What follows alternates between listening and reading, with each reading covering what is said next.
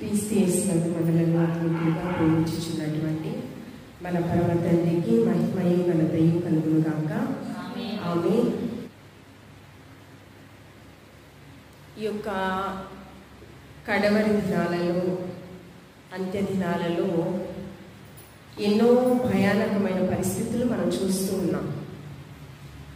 మరి ముఖ్యంగా మన బిడ్డల కొరకు మన శక్తికి మించిన కొలది మనము సంతోషము ఆనందంగా ఉన్నా లేకపోయినా మన బిడ్డలు ప్రయోజకులు అవ్వాలని, వారు దేవుని యొక్క ఆశీర్వాదాలకు యోగ్యులుగా ఎంచబడాలని, దేవుని ఉగ్రత నుంచి వారు తప్పించబడాలి అని చాలా మనము ప్రయాసపడుతూ ఉంటాము.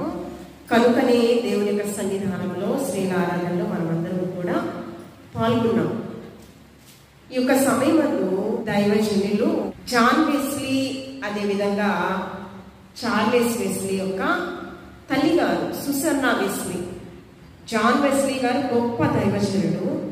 అంతటి దైవజనుడు అవ్వడానికి ఆమె గర్భం నుంచి వచ్చినటువంటి సుసన్నా వెస్లీ, శామ్యూయల్ వెస్లీ దంపతులకు 19 మంది సంతానం. ఎంతమంది? 19 మంది సంతానం. సుసన్నా వెస్లీ వారి యొక్క తల్లిదండ్రులకు 25 సంతానం. ఈ యొక్క సుసన్నా వెస్లీ, అదేవిధంగా శామ్యూయల్ వెస్లీ గారికి ఇరువురు కూడా 19 మంది సంతానం. వీరిలో ఇద్దరిని దైవజనులుగా దేవాది దేవుడు అభిషేకించుకున్నాడు. అయితే ఈ 19 మంది సంతానం కూడా చిన్ననాటి నుంచి కూడా ఆధ్యాత్మికంగానే వారిని పెంచుతుంది సుసన్నా వెస్లీ. ఏమని చెప్తుందంటే, బిడ్డలు అడుగుతున్నారంట, అమ్మ పాపం అంటే ఏంటి, అసలు పాపాన్ని మేము ఎలా గుర్తించాలి అని అడుగుతున్నప్పుడు సుసన్నా వెస్లీ ఏమని చెప్తుందంటే, దేవుని నుంచి నిన్ను ఏమి దూరం చేస్తుందో అదే పాపం. ఏంటండి? దేవుని సన్నిధి నుంచి ఏమి నిన్ను దూరం చేస్తుందో అదే పాపం.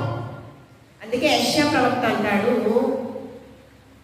దోషములు అపరాధములు రక్షింపనేరుకుంటున్నట్లు యెహోవా హస్తము కుర్చగా లేదు, విననేరుకుంటున్నట్లు ఆయన చెవులు మందము కాలేదు. నీకును నాకును మధ్య దోషములు అపరాధములు అడ్డుగా ఉన్నాయి. ఆ అపరాధములు, దోషాలు, అపవిత్రత మనలో ఉంటే దేవుని సన్నిధి నుంచి మనం దూరం అయిపోతామమ్మా అని చెప్పి చాలా స్పష్టంగా చెప్పిందంట. అదేవిధంగా పరిశుద్ధ గ్రంథములో ఒక తల్లి ఈ దినాన ఎలీదా అనే కుమార్తె గురించి మనం ధ్యానం చేద్దాము. ఎలీదా అనే మాటకు అర్థము దేవునికి బహు ప్రియమైనటువంటి కుమార్తె.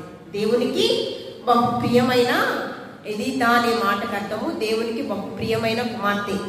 2వ రాజుల గ్రంథము 22వ అధ్యాయము 1వ వచనం మనం చదువుకున్నాము. 2వ రాజుల గ్రంథము 22వ అధ్యాయము 1వ వచనము చదవండి. యెషయా ఏలనారంభించినప్పుడు 8 ఏండ్ల వాడై యెరూషలేమునందు 31 సంవత్సరాలు రాజ్య పరిపాలన చేశాడు. అతని తల్లి బొస్తతు ప్రాంతానికి చెందినటువంటి స్త్రీ. ఆమె యొక్క తండ్రి గారు ఆదాయాకు కుమార్తె. ఎవరండి? తండ్రి పేరేంటి? ఆదాయాకు కుమార్తె. యెషయా యొక్క తండ్రి పేరు మనం చూస్తూ ఉన్నప్పుడు ఆమోను భార్య ఎలీదా. ఎవరంటే ఆమోను, రాసైనటువంటి ఆమోను యొక్క భార్య. ఆమోను ఎవరు? మనష్షే యొక్క కుమారుడు. మనష్షే తండ్రి ఎవరు? హిజ్కియా. హిజ్కియా యొక్క పితరుడు ఎవరు? దావీదు. అంటే దావీదు వంశము నుంచి వచ్చినటువంటి వాడే యొక్క యెషయా. అతని తల్లి ఎలీదా. హిజ్కియా గురించి మనం ఆలోచన చేస్తూ ఉన్నప్పుడు హిజ్కియా ప్రార్థించినప్పుడంట, అష్షూరీయుల చేతి నుంచి దేవుని యొక్క దూత దిగి వచ్చి అష్షూరీయులను రమారమి 1,20,000 మందిని హతం చేసిందంట. దేవుని యొక్క దూత దిగి వచ్చి ఆయన ప్రార్థన చేసినప్పుడు 1,20,000 మందిని సంఖ్యను హతం చేసిందంట. అంతేకాకుండా హిజ్కియా ప్రార్థన ఎంత ప్రార్థనా పరుడంటే, అతడు మరణకరమైన వ్యాధి వచ్చింది, నీ కుటుంబాన్ని నువ్వు చక్కబెట్టుకో అన్నప్పుడు, ప్రార్థన చేసినప్పుడు 15 సంవత్సరాల ఆయుష్కాల పరిమితిని కూడా పొందుకున్నాడు. అంటే అంత ప్రార్థనాపరుడు హిజ్కియా. హిజ్కియా వంశంలో నుంచి వచ్చినటువంటి సంతానమే మనీషే. మనీషే యొక్క కుమారుడే ఆమోను. ఆమోను యొక్క కుమారుడే యెషయా. ఓకేనా? యెషయా కాదు, యెషయా. ఇతని తల్లి పేరు ఎలీదా. అయితే హిజ్కియా అయితే విగ్రహములను, దేవుని యొక్క అంటే సంకల్పాన్ని పాడు చేసేటటువంటిది, అన్నిటినీ కూడా దూరం చేసి, విగ్రహారాధనను దూరం చేసి దేవుని యొక్క మందిరాన్ని ప్రేమించినటువంటి వ్యక్తి హిజ్కియా. కానీ మనీషే అదేవిధంగా ఆమోను మాత్రము విగ్రహారాధన ప్రేరేపించి దేవుని యొక్క చిత్తము, దేవుని యొక్క సంకల్పాన్ని పాడు చేసినటువంటి తండ్రులు వారు. కానీ వారి యొక్క అడుగు చాడలో మాత్రము యెషయా మాత్రము నడవలేదు. అంటే దేవుని యొక్క ఉగ్రత కింద నా భర్త ఉన్నారు, నా భర్త యొక్క తండ్రి గారు ఉన్నారు, కానీ నా కుమారుడు మాత్రము దేవుని యొక్క ఉగ్రతను పొందుకోవడానికి వీలు లేదు. దేవుని యొక్క ఆశీర్వాదం పొందుకోవాలి. అందరూ కూడా అసహింపబడే స్థితిలో, మరి ముఖ్యంగా దేవాది దేవుడు అసహింపబడే స్థితిలో నా కుమారుడు ఉండడానికి వీలు లేదని ఆమె ఎంతగా కన్నీరు కార్చిందో మనకి తెలియదు. కానీ ఆ 2వ వచనం ఒకసారి చదువుతాము. ఈమె పేరు పరిశుద్ధాత్మ దేవుని కుమారే వ్రాయడము జరిగింది. 2వ వచనం మనం చదువుకుందాము. అతడు యెహోవా దృష్టికి ఎలా నడుచుకున్నాడండి? యథార్థంగా నడుచుకున్నాడు. సామెతల గ్రంథము 19వ అధ్యాయం 1వ వచనంలో, సామెతల గ్రంథము 19వ అధ్యాయం 1వ వచనంలో యథార్థంగా ప్రవర్తించు దరిద్రుడు మేలంట. ఎవరు మేలండి? దరిద్రుడై ఉన్నా పర్లేదు, కానీ వాడు యథార్థవంతుడై ఉండాలి. యథార్థముగా ప్రవర్తించు ధనవంతుడు మేలు అనడం లేదు, కానీ దరిద్రుడే మేలంట. అందుకనే యేసుక్రీస్తు ప్రభువు లోకానికి ఎందుకు వచ్చాడు అనంటే బీదలను కటాక్షించుట కొరకు, హితవచనము ప్రకటించుట కొరకు వచ్చాడంట. బీదలంటే ఎవరంటే ఆత్మీయత ఎవరికి లేదో, ఆత్మానుసారంగా ఎవరు నడుచుకోవడం లేదో వారే పేదవారు. ఇక్కడ ఏమంటూ ఉన్నాను? యథార్థంగా ప్రవర్తించేవాడు పేదవాడై ఉన్నా కూడా, దరిద్రుడై ఉన్నా కూడా చాలా మేలు. అంతేకాకుండా సామెతల గ్రంథము 15వ అధ్యాయం 8వ వచనంలో యథార్థవంతుల ప్రార్థన ఆయనకు ఆనందకరము. ఎవరికి ఆనందకరం అంటే త్రిత్వములో ఏకమై ఉన్న దేవదేవునికి ఆనందకరం అంట. ఎవరు ప్రార్థన చేస్తే? యథార్థవంతులు ప్రార్థన చేస్తే ఆయనకి. అంటే ప్రార్థన అంటే ఏంటి? ప్రభుతో మనం మాట్లాడటమే కదా. ఎవరు మాట్లాడితే ఆయనకి ఆనందకరం అంట? యథార్థవంతులు మాట్లాడితే ఆయనకి ఆనందకరం. మొదటిగా ఏంటి? అతడు దేవుని యందు యథార్థత. చదువు 2వ వచనము, 2వ రాజుల గ్రంథము. యథార్థముగా నడుచుచు కుడి ఎడమలకు తిరుగక. అంటే ఇతడు ఎన్ని సంవత్సరాలకి రాజ్యాధికారాన్ని స్వీకరించాడు? 8వ ఏట 31 సంవత్సరం రాజ్య పరిపాలన చేశాడంటండి. అసలు బాల్య వయసులోనే ఒక దేవుని యొక్క ప్రత్యేకమైన ప్రణాళికను కలిగి ఉన్నాడు. అయితే యవ్వన వయసు ఎలా ఉంటుంది? చాలా బహు ప్రమాదకరమైనది. యవ్వన వయసు ప్రశస్తమైనది, ప్రమాదకరమైనది. అందుకనే యవ్వనస్తులంట తప్పక త్రుటిల్లుదురు. అందుకనే 119వ సంకీర్తన 9వ వచనంలో మనం చూస్తూ ఉన్నప్పుడు, యవనస్తులు దేని చేత తమ నడకను సరి చేసుకుందరో, శుద్ధి చేసుకుందరో? దేవుని యొక్క వాక్యము చేతనే కదా. అంతేకాకుండా 1 తిమోతికి రాసిన పత్రిక 4వ అధ్యాయం 11, 12 వచనాలు. 1 తిమోతికి రాసిన పత్రిక 4వ అధ్యాయము 11, 12 వచనాలు చదువుకుందాం.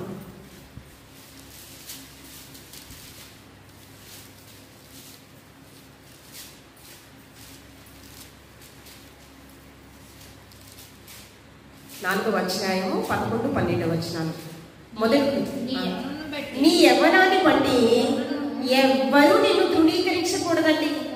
అంతేకాకుండా జ్ఞాని అమ్మా వాని యొక్క మాటలలోను, ప్రవర్తనలోను, ప్రేమలోను, విశ్వాసతలోను, పవిత్రతలోను విశ్వాసులకు నీవు మాదిరిగా ఉండాలి అని అపోస్తలుడైన పౌలు గారు తిమోతితో చెప్పుచూ ఉన్నాడు.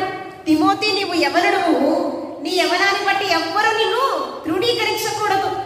ఇతడంట కుడి ఎడమలకు త్రొట్టిల్ల పాటు గురి కాలేదంట. సలోమాను గారు మహాజ్ఞానవంతుడు.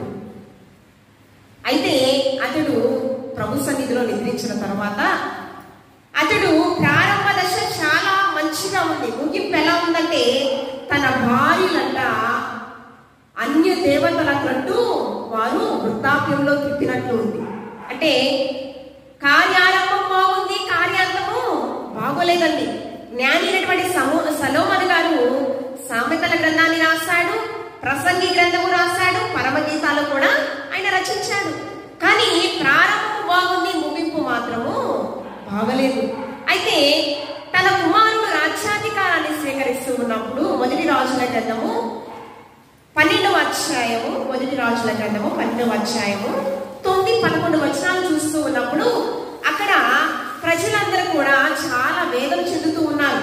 ఏంటంటే, నీ తండ్రి ఇచ్చిన కాడిని మాకు చులకనగా చేయండి. ఏంటి, నీ తండ్రి వల్ల మేము చాలా బాధపడ్డాము. ఆయన రాజ్య పరిపాలన చేసినప్పుడు మా శ్రేయస్సు కోరి ఏమి కూడా ప్రణాళికలు అనుసరించి ఆయన చేయలేదు. అంటే దైవ చిత్తానికి విరుద్ధముగా ఆయన రాజ్య పరిపాలన చేశాడు. ఆయన రాజ్య పరిపాలన మాకు మేలుకరంగా లేదయ్యా, దాన్ని చులకనగా తగ్గించు, దాన్ని చిన్నదిగా తక్కువగా చేయయ్యా. మా మీద కాడిని ఉంచాడు. 11వ వచనం చూడండి, మా మీద కాడిని ఉంచాడు. చూడండి, చదవండి. బరువైన కాడిను ఉంచి ఉన్నాడు. నేను దాన్ని ఇంకా బరువైన కాడిగా చేస్తానంట. ఎలా చెప్పాడంట? బరువైన కాడిని నా తండ్రి పెట్టాడు కదా, ఇంకా బరువైన కాడిని మీ మీద నేను పెడతాను. అంతేకాకుండా నా తండ్రి చబుకలతో నిన్ను శిక్షించాడు. మిమ్మల్ని అందరినీ దేంతో శిక్షించాడండి? చబుకలతో. అంటే అధికారాన్ని బట్టి గర్వించి అతిశయించి ప్రజలందరూ కూడా చాలా బాధ పెట్టినట్లు పరిశుద్ధ గ్రంథంలో మనం చూస్తూ ఉన్నాం. చబుకలతో కొట్టాడా? నేను కొరడాలతో మిమ్మలను శిక్షిస్తాను. ఆ 9వ వచనం 11వ వచనం. అంటే యవన వయసు చాలా ప్రమాదకరమైనది, ప్రశస్తమైనది. కానీ ఈ యొక్క యవనస్తుని బట్టి తన తల్లి ఎంతగా కన్నీరు కార్చిందో, ప్రార్థించిందో. కానీ ఇతనంట కుడి ఎడమలకు కూడా త్రొట్టిల్ల పాటు గురి కాలేదంట. దైవ చిత్తానుసారంగా రాజ్య పరిపాలన ఎన్ని సంవత్సరాలండి? 31 సంవత్సరాల రాజ్య పరిపాలన చేశాడు. మొదటి రాజుల గ్రంథము 11వ అధ్యాయము మన 22వ అధ్యాయము చదువుకున్న లేఖన భాగం. తర్వాత చదవండమ్మా. కుడి ఎడమలకు తిరుగక ఎలా జీవించాడంట? పితరుడైన దావీదు చూపిన ప్రవర్తనలోని. అంటే ఎలాగంట? మంచి ప్రవర్తన. ఏమండి, సలోమాను ప్రవర్తన బట్టి రెహబాము ఎలా జీవించాడు? అలా జీవించలేదు. రాజ్యాధికారాన్ని దుర్వినియోగపరచుకోలేదు. ప్రజల యొక్క యోగక్షేమాలను కనిపెట్టుచు ఎలా జీవించాడంట? పితరుడైన దావీదు అడుగు చాడలలోనే అతడు నడిచినట్లు మంచి ప్రవర్తన కలిగి ఉన్నాడంట. అంటే ఎలాగా మంచి ప్రవర్తన తన బిడ్డకు నేర్పించింది ఎవరు? ఎలీదా తల్లి నేర్పించిందండి.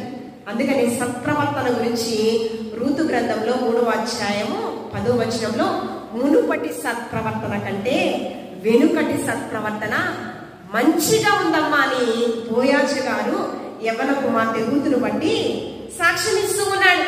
మన బిడ్డలు కూడా మంచి ప్రవర్తన కలిగి ఉండాలని, మంచి ప్రవర్తన కలిగి ఎవరైతే ఉంటారో వారు యవనేచ్ఛల నుండి దూరంగా ఎప్పుడైతే పారిపోతారో, యవన బలము యవన శక్తిని దేవుని యొక్క మహిమార్థమై ఎప్పుడైతే వినియోగిస్తారో వారి ఎవరి ఆశీర్వాదాలు దేవుని యొక్క కనుదృష్టిలో ఉంటారు. దేవుని యొక్క ఆశీర్వాదాలకు యోగ్యులుగా ఎంచబడతారు. 4వదిగా చూస్తూ ఉన్నప్పుడు నిషిద్ధమైన వాటిని అంటే విగ్రహారాధనను, దేవునికి హేయమైనవన్నిటినీ కూడా దేవుని యొక్క సన్నిధి నుంచి దూరపరిచాడు. చూడండి, ఇదే 22వ అధ్యాయము 17వ వచనం చదువుకుందాం. ఈ జనులు నన్ను విడిచి ఇతర దేవతలకు ధూపము వేయించు సకల కార్యములు వారు చేయించు ఉన్నారు. ఎలా చేశాడో తెలుసండి? రాజ్యాధికారాన్ని స్వీకరించిన వెంటనే అధికారం నా చేతిలోకి వచ్చిందని అధికారాన్ని బట్టి అతిశయించలేదు. వెంటనే ఏం చేశాడో తెలుసండి? 5వ అధ్యాయము 2వ భాగంలో చదవండి. అదే 22వ అధ్యాయము 5వ వచనం. యెహోవా మందిరపు పనికి అధికారులు పని జరిగించు వారి చేతికి ఆ ద్రవ్యములను అప్పగించి యెహోవా మందిరమందలి శిథిలమైన స్థలములను బాగు చేయుటకై యెహోవా మందిరపు పని చేయుటకు కూలి వారికి ఏ మందిరపు పని అండి? యెహోవా మందిరపు పని చేయాలంట. ఇంతకు ముందు ఏం చేశారు? విగ్రహారాధన చేశారు. అవన్నిటిని ఎవరు చేశారు? తన తండ్రి చేశాడు. వాటన్నిటినీ దూరం చేసేసి తీసివేసి దేవుని యొక్క మందిరాన్ని పరిశుభ్రపరచమని ఎవరిని పంపించాడట? శాస్త్రి అయిన, కింద వచనాలు, శాస్త్రి అయిన షాఫానుతోనూ ప్రధాన యాజకుడైన హిల్కీయాతోనూ మీరు వెళ్ళి దేవుని యొక్క మందిరాన్ని మీరు శుభ్రపరచండి. శిథిలమైన ఆ మందిరాన్ని మీరు శుభ్రపరచండి, ధూపాన్ని వేయండి దానికి అని చెప్పి ఎవరు పంపించాడట? శాస్త్రి అయిన షాఫాను పంపించాడట. అదేవిధంగా ప్రధాన యాజకుడైన హిల్కీయాను పంపించాడట. వారు వెళ్ళి దేవుని యొక్క మందిరాన్ని శుభ్రపరుస్తూ ఉన్నప్పుడంట ధర్మశాస్త్రం దొరికిందంట వాళ్ళకి. ఏం దొరికింది? ధర్మశాస్త్రం దొరికింది. ఆ ధర్మశాస్త్రం ఎవరికి దొరికిందంటే హిల్కీయాకు దొరికింది, ప్రధాన యాజకుడైన హిల్కీయాకు. అది శాస్త్రికి తెలియపరిచినప్పుడు వీరిరువురు కూడా ఎవరి దగ్గరికి వెళ్ళారు?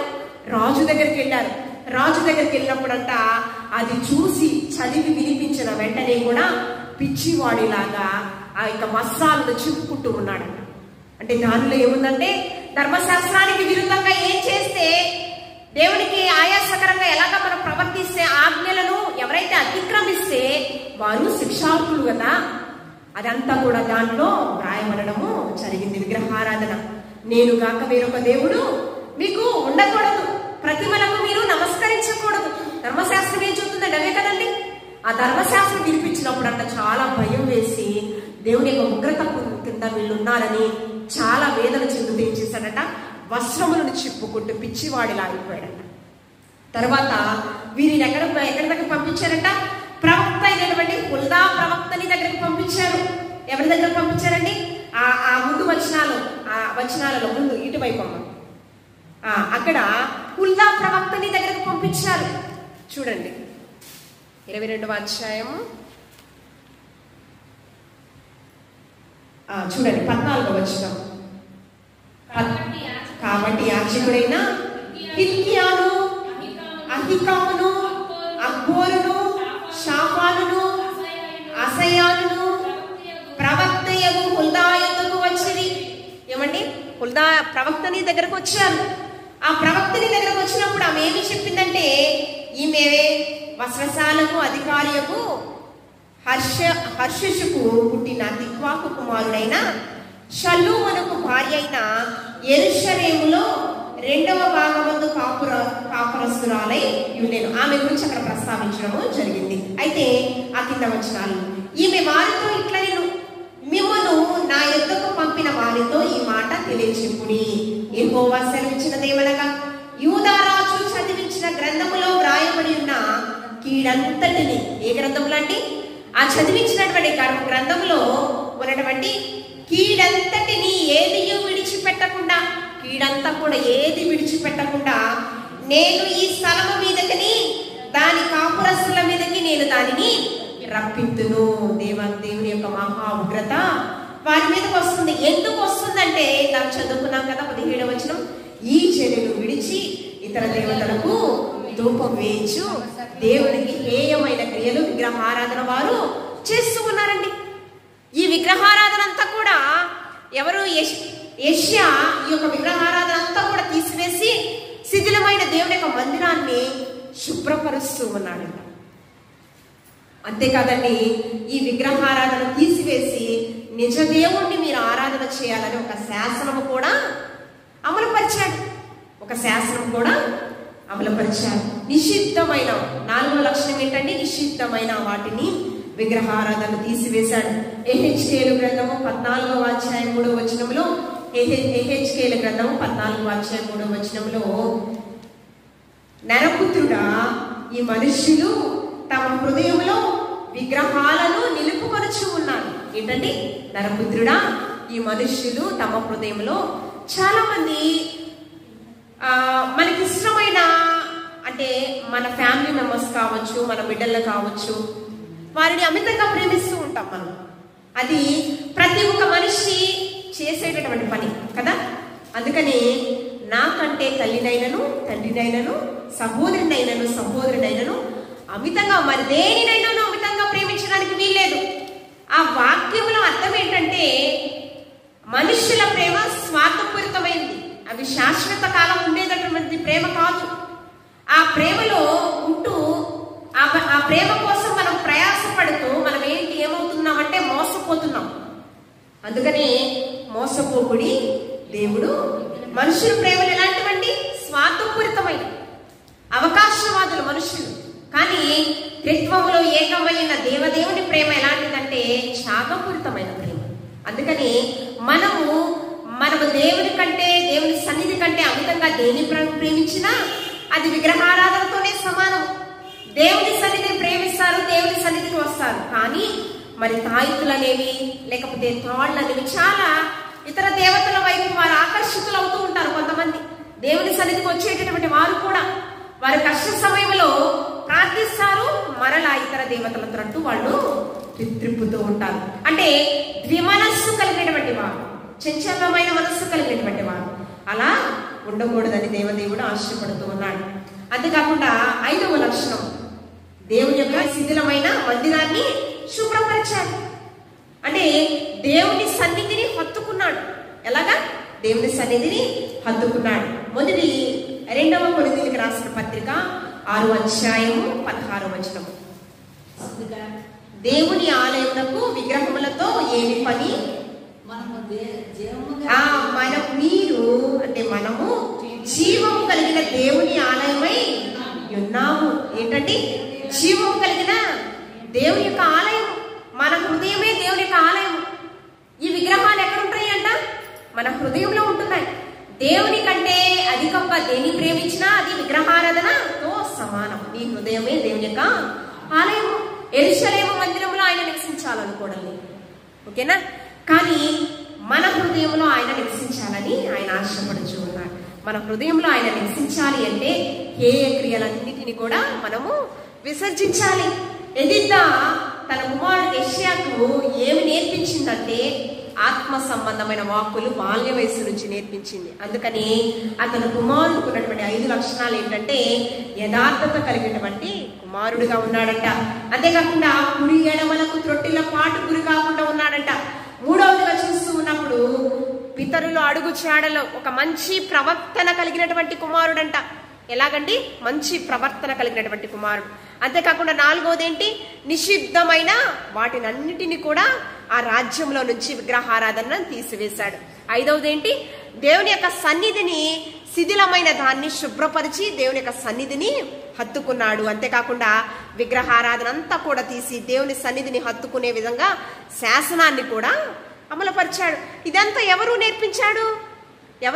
తండ్రి అయితే నేర్పించలేదండి, తల్లే నేర్పించింది. తండ్రి మంచివాడు కాదు, తల్లి ఒక మంచి ప్రవర్తన, భక్తి కలిగినటువంటి తల్లి కనిపిస్తూ ఉన్నది. తన కుమారుని కూడా భయభక్తులతో పెంచింది.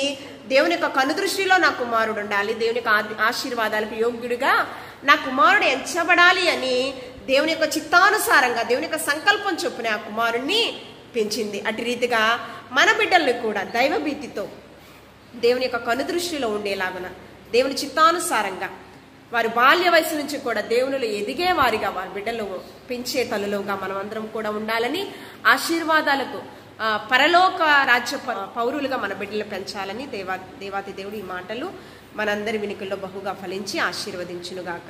పరిశుద్ధుడా, గనుడా, గొప్ప దేవ, నీకు వందనాలు ప్రభువా. నీ సజీవమైన వాకులతో నాతో మాతో సూటిగా నీ ముఖాంతరంలో నుంచి నువ్వు మాట్లాడావు ప్రభువా.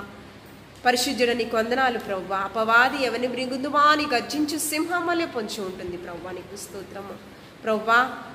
యవన బిడ్డలు ప్రభువా భయంకరమైన పాపంలో జీవిస్తూ ఉన్నారు ప్రభువా. మొట్టమొదటిగా మా బిడ్డలను మేము ఆత్మీయతలో మీరు మాకు ఇచ్చినటువంటి బహుమానాలు ప్రభువా, కుమారులు ప్రభువా ఎదిగిన మొక్కల వలె, కుమార్తెలు నగరకు చెక్కబడిన మూలకమ్మాల వలె ఆ రీతిగా పెంచేటటువంటి జ్ఞానాన్ని మొట్టమొదటిగా సువార్త సేవా సంఘంలో ఉన్న ప్రతి ఒక్క తల్లికి మీరు దయచేయమని అడుగుచున్నాను. మొట్టమొదటిగా మాకు వాక్యానుసారమైన జీవితం, ఆ వాక్యానుసారంగా మా బిడ్డలను పెంచేటటువంటి జ్ఞానాన్ని మాకు దయచేయమని, నా నోటి మాటలు మా అందరి హృదయధ్యానము నీ దృష్టికి అంగీకార యోగ్యంగా చేసుకోనమని క్రీస్తు పరిశుద్ధ నామములో అడిగి వేడుకుని ప్రార్థించుచున్నాము తండ్రి. ఆమేన్.